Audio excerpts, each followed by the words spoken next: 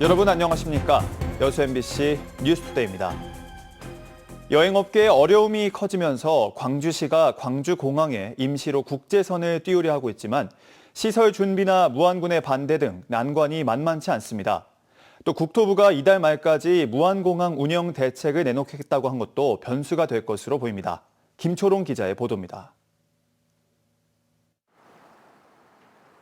광주시는 최근 국토교통부에 광주공항 임시 국제선 유치를 신청했습니다. 올해 하반기부터 무안국제공항 정상화 전까지 몽골과 베트남, 중국 등을 오가는 노선을 운영한다는 계획입니다. 현재 운항 중인 국내선을 고려해 국제선은 아침 저녁으로 출발과 도착 각각 한 편씩 운행됩니다. 무안공항 폐쇄 기간이 7월로 또 연장되고 정부 대책마저 없어 더 늦기 전에 이를 신청한 겁니다. 광주 전남 여행업계에서는 12.29 제주항공 여객기 참사 이후 2달간 2만여 명의 여행을 취소하는 등 손실 300억 원을 기록하기도 했습니다. 시설 보강을 해서 재개항을 빠른 시일 내에 할 수 있도록 하고 어느 정도 정상화될 때까지는 광주공항이 국제선으로서의 기능을 좀 같이 해주면 좋겠다. 하지만 정부가 이를 승인해도 국제선 운영을 위한 세관과 출입국, 검역시설 등을 정비하려면 또다시 3개월가량 소요됩니다. 무안군은 이 같은 이유로 광주 국제선 유치는 지역 갈등만 유발할 것이라며 무안공항 재개항이 더 빠를 수 있다는 입장을 내기도 했습니다. 정부 대응이 늦어져 혼란이 가중되던 중 국토부는 국회 여객기 참사 특위에서 이달 말까지 무안공항 운영 대책을 발표하겠다고 밝혔습니다. 문제는 여행 성수기입니다. 10월 말이나 11월 초를 넘어서서 연말이나 해를 넘기게 된다고 하면은 그와 관련해서 여행업계와 관련된 대책을 반드시 포함을 시켜서 발표를 해라. 이와 함께 광주 공항 이전에도 관심이 쏠리고 있습니다. 광주시는 이번 국제선 임시 취항이 광주 민간군공항 통합 이전과는 별개로 추진된다는 입장입니다. 시는 공항 이전 문제를 새 정부의 과제로 제시할 계획입니다. MBC 뉴스 김초롱입니다. 여수 앞바다 장군도는 정기적인 접근이 끊겨 환경 훼손이 심각합니다. 인근 지역 주민들이 장군도의 효율적인 관리를 위해 뱃길을 복원해 새로운 관광 명소로 조성해야 한다고 제안했습니다. 최우식 기자가 보도합니다. 여수시 중앙동 산 1번지 장군도. 1984년 돌산대교가 개통된 이후에도 2015년까지 중앙동과 돌산을 오가는 철부선의 중간 정박지였지만 지금은 뱃길이 완전히 끊겼습니다. 조선시대 외구의 침입을 막기 위해 쌓은 국내 유일의 인공 수중 석성과 600m 남짓한 섬둘레 산책길, 섬 정상의 쉼터 등은 모두 섬에 갇혔습니다. 오랜 기간 방치되면서 시설물은 낡고 쓰레기가 곳곳에 쌓인 데다 최근에는 철새 배설물로 나무가 고사하고 백화 현상까지 나타나고 있습니다. 중앙동 주민들이 십시일반 모은 자비를 들여 장군도를 관리한다고는 하지만 이런 노력으로는 역부족입니다. 여수에 365개 섬이 있다는 세계 1번입니다. 여기서 시작이 되는데 가장 가까이 있는 섬부터 이렇게 방치를 하고 흉물로 전락시키는 것이 저희 주민들은 너무너무 속상하고 안타깝습니다. 주민들은 장군도를 효율적으로 관리하는 최선의 방안은 뱃길 복원이라고 보고 여수시와 관련 기관에 수차례 건의했습니다. 최근에는 여수시 의회도 이 같은 움직임에 힘을 보태고 있습니다.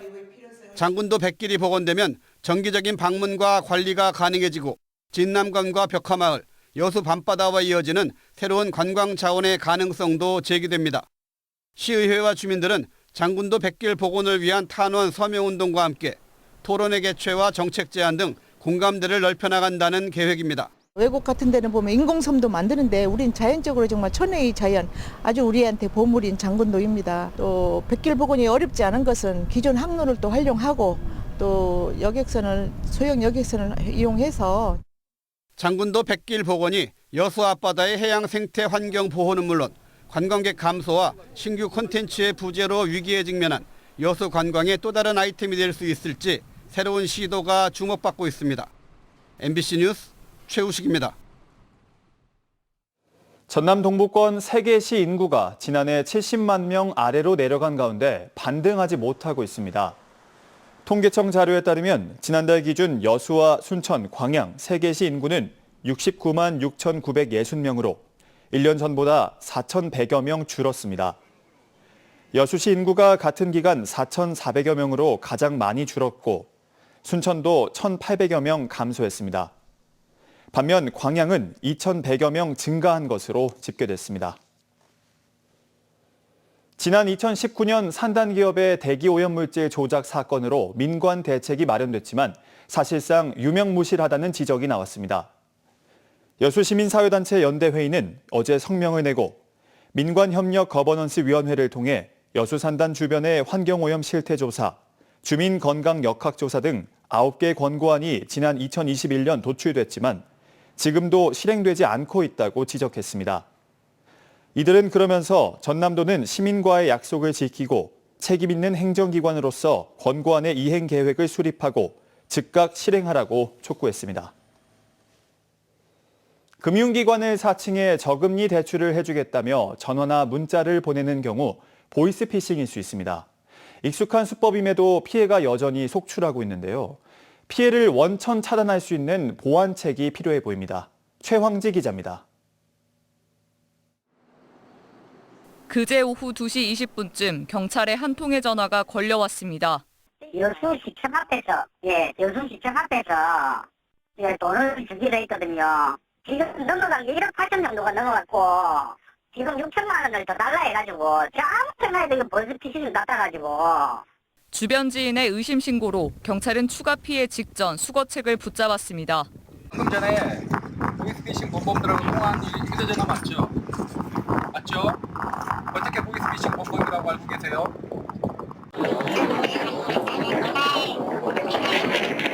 (60대인) 피해자는 금융기관을 사칭해 저금리로 대출해주겠다는 말에 속아 계좌이체와 대면 전달 등 총 8번에 걸쳐 3억 7,100만 원을 건넸습니다.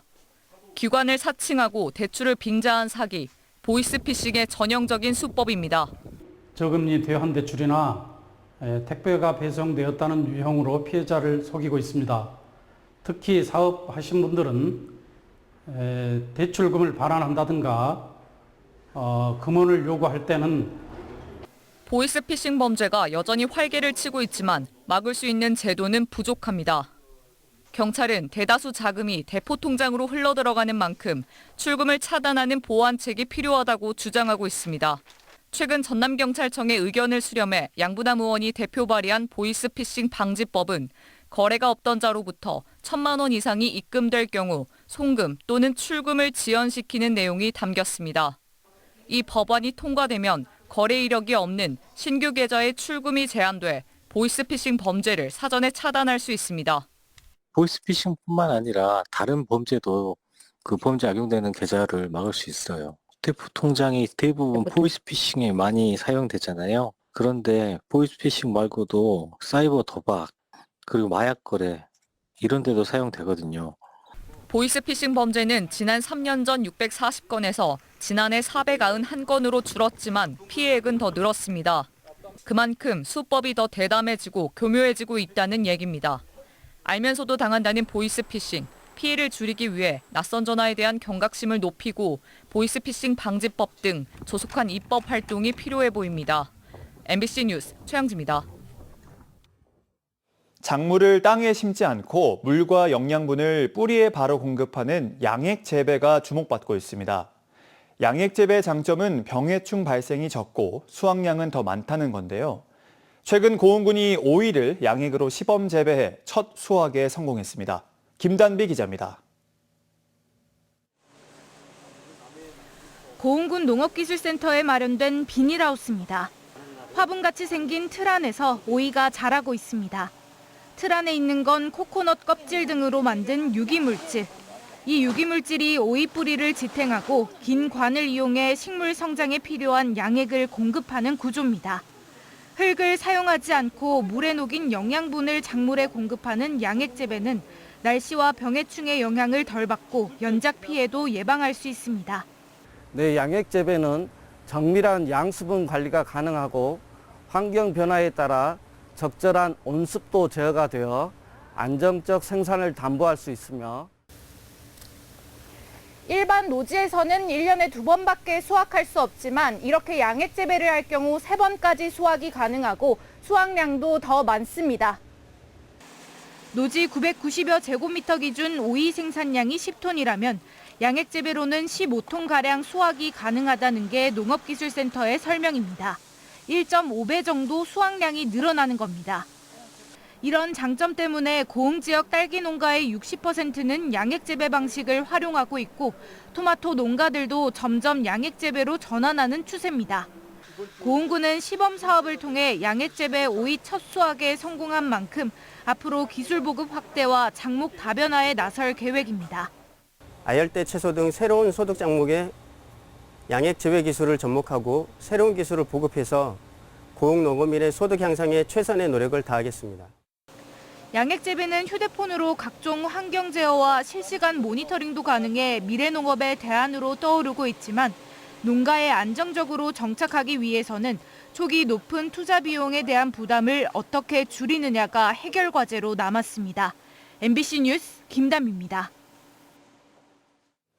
초유의 물김 폐기 사태를 통해 김 생산 구조 개선 필요성이 커지자 전라남도가 불법 김 양식 단속 강화에 나섭니다. 최근 3년간 전남 불법 김 양식 단속 건수는 122건이며 고흥과 완도, 진도에서의 적발 수가 96건으로 전체 79%를 차지했습니다. 이에 따라 해경 등 유관기관은 본격적으로 김 양식장 시설이 설치되기 시작하는 오는 7월 말부터 원천 차단을 위한 단속 활동을 예고했습니다. 국립순천대학교가 경제 활성화와 고용 창출로 지역사회에 기여하고 있습니다. 국립순천대는 지난 2023년 기준 직접 지출액 1,828억 원, 생산 파급 효과 3,173억 원, 고용 유발 효과는 1,800여 명 등을 기록했다고 밝혔습니다. 졸업생 미래소득 가치는 1조 2천억 원으로 전망된다며 대학이 지역 경제와 고용, 인재 양성의 핵심 동력이라고 설명했습니다. 전남에서 발생한 돼지 구제역과 관련해 농림축산식품부가 농장 전체가 아닌 부분 살처분으로 방침을 변경했는데요. 그런데 정작 정밀검사에서 구제역 양성이 확인된 돼지들까지 사흘째 농장에 방치되고 있는 것으로 드러났습니다. 서일영 기자가 취재했습니다. 구제역이 추가 확인된 무안의 돼지 농가 인근 도로. 방역복을 입은 사람들이 초소 밖에서 오가는 차량을 검사하느라 분주합니다. 그런데 정작 구제역 확진 판정을 받은 돼지 10마리는 일반 돼지들과 그대로 섞여 방치돼 있습니다. 관련 긴급 행동 지침은 이동 제한 해제를 위한 검사 과정에서 양성인 개체의 즉시 살처분을 명시하고 있지만 지켜지지 않은 겁니다. 그 개체가 증상 안 나올 수도 있어요. 백신을 맞았기 때문에 사실은. 근데 바이러스는 계속 유출시킬 수 있거든요. 다른 개체 또 가는 거지. 전염병학적으로 보면 당연히 없애야 되는 개체입니다. 정부와 지자체 간 엇박 행정으로 신속한 리스크 대응이 되지 않은 탓입니다. 당초 전라남도는 이들 돼지 농가에서 사육 동단위로 구제역 정밀검사용 시료를 채취했습니다. 애초에 구제역 양성이 확인되는 사육 동단위로 살처분을 계획했기 때문입니다. 그런데 갑자기 농림축산식품부가 임상 증상이 있거나 간이 키트에서 양성으로 나타난 돼지만 부분 살처분할 것을 지자체에 통보했습니다. 농장의 백신 항체가 높은 수준이고 수포 등 임상 증상이 없다는 이유였습니다. 일종의 실험적 상황인 거예요. 예전에 한번 그렇게 했던 경험이 있었는데 그때 효과가 좋지 않았었고 돼지는 소와 달리 개체별 식별 번호가 없다 보니 검사 시 등에 페인트를 칠해 검사 개체를 표시했습니다. 그렇게 같은 표식을 한 돼지 380여 마리 중 실제 구제역에 감염된 10마리가 어느 개체인지 찾지 못하는 상황. 임상 증상이 나타나길 기다려야 하는 어처구니 없는 상황이 벌어진 겁니다. 전남도는 재검사 등을 통해서라도 감염된 돼지를 찾아 살처분하겠다고 밝혔지만 불필요한 인력과 비용 낭비에 대한 비판을 피할 수 없게 됐습니다. 여기에 돼지 구제역은 전파력이 소의 1000배 이상 빠르다는 점도 문제입니다. 지금 돼지로 온 지가 얼마 안 됐잖아요. 빨리 좀 과도하다 싶을 정도로 빨리 좀 어떤 식으로든 해서 끝내는 게 저는 좋다고 봐요. 만약에 이거를 계속 질질 끌고 가다가는 굉장히 위험할 수가 있을 것 같은데. 부분 살처분 조치에 따라 바이러스가 외부로 퍼질 가능성이 높아지면서 전라남도는 제설 차량까지 동원해 일대 소독 강화에 나섰습니다. 무엇보다 중요한 방역 정책을 두고 나타난 엇박자에 구제역이 자칫 장기전으로 이어질 수 있다는 우려가 커지고 있습니다. MBC 뉴스 서희령입니다. 광양시가 농업기계 임대사업장 내 사용하지 않는 농업기계를 현장에서 경매로 매각합니다. 광양시는 오는 30일 농업기계 임대사업장에 보유하고 있는 임대농업기계 가운데 내용 연수가 경과하거나 노후돼 사용하지 않는 농업기계를 자체 수리한 뒤 현장에서 경매로 매각할 계획입니다. 입찰 매각 기종은 잔가지 파쇄기 넉 대, 다목적 운반차 2대, 승용관리기 및 로터베이터 5대 등 모두 9종에 25대입니다.